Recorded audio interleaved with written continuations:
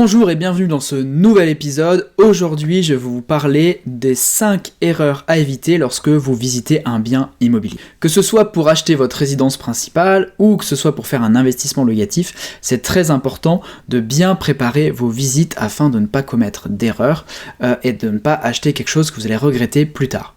L'erreur numéro 1, par exemple, c'est d'acheter sans visiter plusieurs biens au préalable. Même quand vous faites votre première visite et que vous trouvez un bien qui vous convient, encore une fois que ce soit pour votre résidence principale ou pour un investissement locatif, vous avez l'impression que c'est intéressant. Cela n'empêche de ne pas se précipiter et de continuer à faire d'autres visites. Pourquoi ? Parce que soit vous allez trouver un meilleur bien encore et vous serez encore plus satisfait, vous serez encore plus content de vous, soit vous allez trouver des biens qui sont moins bien, qui sont des fois moins bien et même plus chers, donc ça va vous conforter dans votre choix initial et vous allez pouvoir acheter ou investir en toute sérénité parce que vous aurez pu comparer différents biens sur le marché et vous savez que le bien que vous avez visité, c'est le meilleur du moment.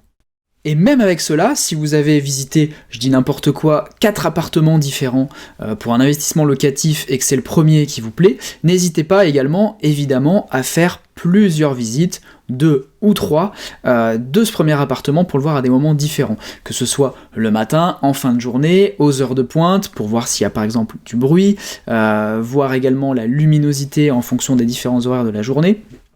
Voir s'il n'y a pas, par exemple, des conflits de voisinage quand vous arrivez, quand vous visitez le bien, par exemple en fin de journée et que tout le monde est chez soi.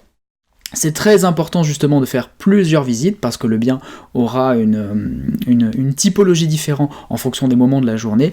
Et donc pareil, quand un bien vous plaît, c'est important de le visiter plusieurs fois afin d'infirmer ou confirmer votre choix. Erreur numéro 2, ne pas suffisamment connaître les prix du marché. Ça, c'est la meilleure erreur pour perdre du temps, perdre de l'argent. Surtout perdre de l'argent d'ailleurs. Pourquoi ? Parce que si vous n'avez pas une idée précise des prix du marché avant de visiter les biens et avant d'acheter, c'est le meilleur moyen d'acheter trop cher. Donc ça, c'est très important de faire une étude au préalable. Alors ça c'est très facile, déjà vous regardez les annonces concurrentes, les annonces en ligne sur Se Loger, Le Bon Coin et tous les sites d'annonces que vous pouvez trouver, pour vous faire une idée du prix au mètre carré déjà. Alors encore une fois, attention, les prix qui sont annoncés sur le marché ne sont pas les prix de vente définitive, il y a toujours évidemment des marges de négociation et dans l'immobilier, il faut toujours négocier, sauf si vous tombez sur une pépite incroyable et que vous faites un coup de fusil, mais il faut toujours bien négocier. Pour connaître les prix du marché, vous pouvez également aller sur des sites comme Meilleur Agent. Quand vous avez visité plusieurs biens et que vous avez les adresses, vous pouvez passer ces biens à la moulinette pour savoir exactement à combien ils sont estimés et ça vous permettra de vous donner justement un ordre d'idée précis sur la valeur de ces biens. Erreur numéro 3, c'est de ne pas prendre en compte l'environnement du bien. Même si vous visitez un appartement qui est idéal, que ce soit en termes de surface, en termes de prix, et qui peut vous apporter sur le papier un bon rendement locatif, ou même pour vous, quand vous achetez pour votre résidence principale, si le bien en tant que tel est très bien, mais que vous oubliez de prendre en compte l'environnement, c'est-à-dire le bruit, la facilité d'accès au transport en commun, la facilité d'accès au réseau routier, les bus, etc., les commerces. Bref, si vous avez plutôt un environnement qui est négatif et qui n'est pas prêt de s'améliorer dans les années à venir, là vous risquez de faire un mauvais achat ou un mauvais investissement. Donc c'est très important de prendre les deux facteurs en compte, la qualité du bien et son prix évidemment, mais aussi l'environnement autour. Pourquoi ? Parce que c'est ce qui donne aussi de la valeur à un bien immobilier, c'est également son environnement, donc c'est très très important de le prendre en compte. Si vous faites la sensation de faire une super bonne affaire sur un prix au mètre carré en achetant un bien immobilier, posez-vous la question, mais est-ce que l'environnement n'est pas mauvais justement, ce qui fait que ça justifie un prix bas, et donc ça peut être un mauvais achat, un mauvais investissement. A l'inverse, si vous avez un bien au prix au mètre carré faible par rapport à la concurrence, mais que vous avez un super quartier, là, c'est que vous êtes en train de faire une très très bonne affaire. Erreur numéro 4, acheter par coup de cœur.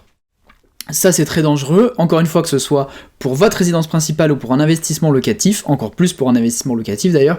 Pourquoi ? Parce que vous risquez d'acheter un bien trop cher.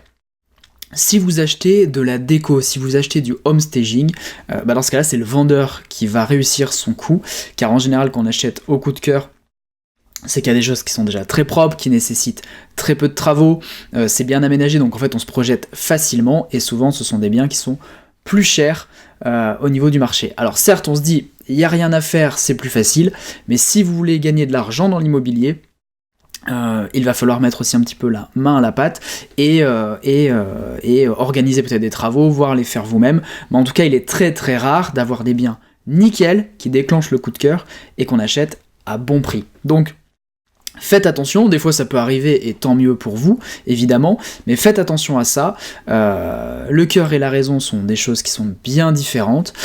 Souvent les gens se font piéger pour leur résidence principale parce qu'il y a beaucoup d'émotionnel évidemment. On se projette avec les enfants, etc. Donc ça peut être dangereux. Le problème c'est que vous allez acheter cher le bien, vous allez payer des frais de notaire en conséquence, et si un jour vous devez déménager ou revendre ce bien, ne serait-ce que dans 3 ans, 5 ans, vous risquez d'y mettre peut-être même de votre poche. Donc soyez prudents par rapport à ça. Et pareil pour un investissement locatif, le but c'est surtout d'avoir de la rentabilité, donc d'acheter au moins cher, et même si vous avez un bien qui est pas dans un très bon état, qu'il faut réfléchir, mais qui est bien en dessous du prix du marché, tant mieux, c'est là que vous allez faire des bons investissements. Erreur numéro 5, ne pas faire attention aux parties communes. Quand vous achetez un appartement, vous allez aussi avoir une partie de responsabilité de l'immeuble. Et si vous avez un appartement canon, ou que vous le rendez canon par les travaux, mais vous avez un immeuble qui est mal entretenu, déjà ça peut réfréner des locataires si c'est pour un investissement immobilier, mais aussi ça peut vous coûter pas mal d'argent d'entretien, puisqu'il y aura peut-être des travaux à réaliser pour remettre l'immeuble aux normes, pour l'embellir, etc. Et c'est peut-être vous qui allez payer en tant que copropriétaire, et ça peut vous coûter finalement pas mal d'argent, en tout cas en fonction des assemblées générales. Donc soyez prudents par rapport à ça. Quand vous achetez un appartement, c'est aussi important de faire attention aux parties communes de l'immeuble, à l'état de la toiture, etc. De jeter un coup d'œil sur les dernières assemblées générales, pour savoir ce que vous achetez en toute connaissance de cause. Encore une fois, vous achetez un appartement, certes, mais vous avez des parts en tant que copropriétaire de l'immeuble dans lequel il se situe.